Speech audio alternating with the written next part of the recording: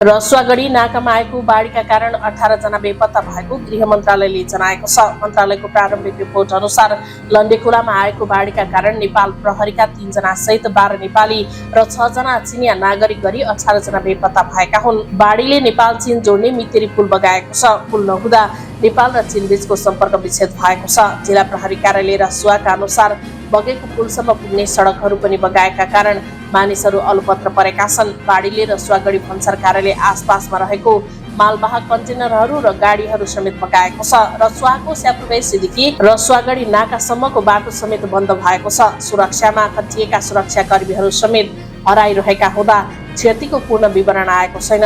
आजसम्मै बाढीमा फँसेका सबै सम्पर्कमा आउन नसकेको र उद्धारको क्रम जारी रहेकाले अहिलेसम्म अनुमान गरिएको भन्दा बढी भएको हुन सक्ने जोखिम समेत रहेको सुरक्षा निकायले जनाएको छ। बाढीका कारण विभिन्न स्थानमा फँसेका 1 नेपाल प्रहरी, 1 सशस्त्र प्रहरी र अन्य 7 जना मानिसहरूलाई उद्धार गरिएको छ।